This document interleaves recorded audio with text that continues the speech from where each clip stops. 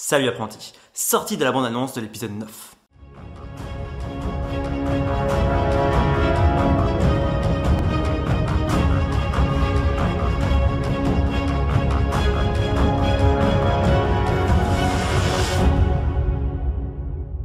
Depuis le temps qu'on l'attendait, la bande-annonce de Star Wars épisode 9, The Rise of Skywalker, est enfin sortie. Alors, moi j'en ai eu des frissons en le regardant, plein de choses à dire. Déjà, le coup de C3PO, ça fait un petit quelque chose, parce qu'apparemment le personnage risque de disparaître tel qu'on le connaît. D'où après les autres images des différents trailers où on voit C3PO avec les yeux rouges, donc il a peut-être eu une autre personnalité. Est-ce qu'il va récupérer sa première personnalité avec tous ses souvenirs? Ça c'est moins sûr, parce qu'apparemment de sa réaction, c'est qu'il a l'air de... Soit c'est une opération assez risquée, soit en fait il est sûr de ne pas pouvoir récupérer tous ses souvenirs. On voit également une Rey très déterminée, elle s'entraîne beaucoup, elle s'entraîne dur apparemment. Et alors, est-ce qu'elle s'entraîne vraiment toute seule, enfin juste avec le petit droïde d'entraînement, ou est-ce qu'elle est guidée également par un maître Jedi tel que Luke ou Yoda, voire aidée également par un Sith? En tout cas, c'est sympa de la voir s'entraîner, surtout que c'est un entraînement à la fois physique, mental et de maniement de sabre laser. On peut voir deux combats entre Rey et Kylo Ren. Il y en a un qui se déroule sur les épaves de l'étoile de la mort et l'autre qui se déroule, on ne sait pas, peut-être dans un vaisseau ou dans une base. Il y a d'avoir une bataille titanesque dans l'espace parce qu'on voit une flotte énorme de l'Alliance Rebelle, on voit une flotte énorme du Premier Ordre et également des croiseurs datant de l'Empire. Et donc du coup, il y a peut-être y avoir trois camps. Peut-être certains vont s'allier à certains moments, mais on voit que il y a des anciens destroyers, il y a des nouveaux destroyers, il y a des anciens nouveaux modèles pour l'Alliance. Il y a plein de vaisseaux, on voit même qui raccordent dedans avec The Clone Wars, Rebels et compagnie, puisqu'on voit le vaisseau de Rebels, le Ghost, parmi les vaisseaux qu'on voit donc de toute la force de l'Alliance. Également, on voit dans le fond, moi ce que j'ai repéré, c'est une frégate transporteur qui transporte des vaisseaux normalement. Là, apparemment, elle transporte pas des vaisseaux, elle transporte des troupes. Mais moi, j'ai vu ce vaisseau-là, ce type de vaisseau, je l'avais vu dans Star Wars Rebellion. C'est un vieux jeu vidéo, mais il y avait ce modèle-là. Moi, il m'a parlé. Donc, est-ce que Disney a voulu raccorder avec un peu tous les univers qu'ils considèrent comme canon?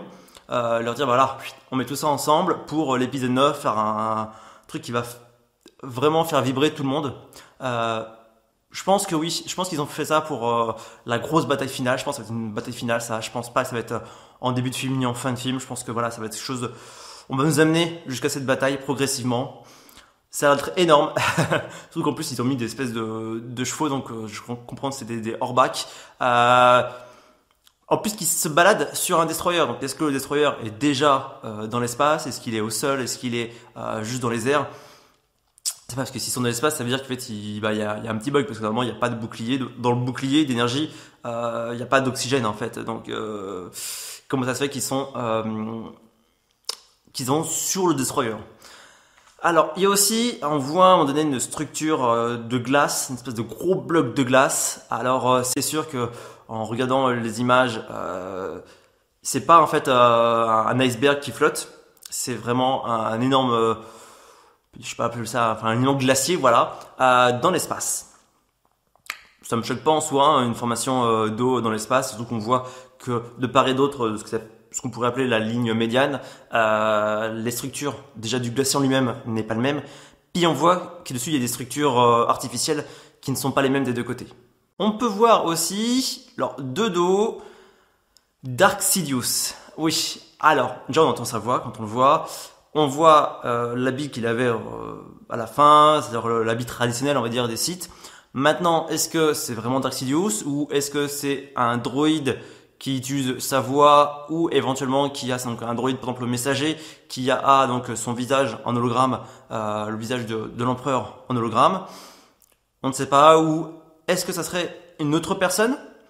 Alors, parce qu'en fait on peut mettre n'importe quelle image avec n'importe quel son lors d'une bande-annonce, donc ça peut être aussi fait exprès pour être trompeur.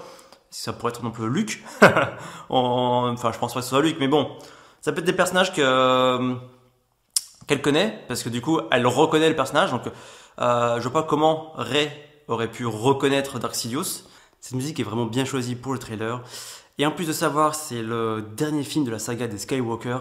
Ça fait un peu vibrer notre âme de fan de Star Wars, même si effectivement cette fin de la saga des Skywalker est la bienvenue quand même, parce qu'on commençait un peu à en avoir marre, parce que là on a commencé avec le petit Anakin Skywalker et on finit avec Kylo Ren, qui est un Skywalker quand même.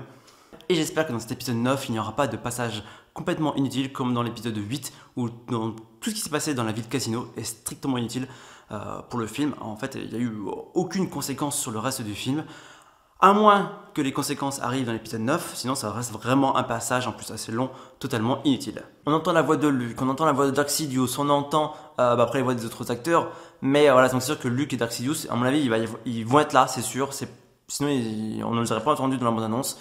Donc ils vont être là sous une forme ou une autre. Donc ça peut être un enregistrement pour Luke, ça peut être une apparition fantomatique en fait, l'esprit en esprit de force.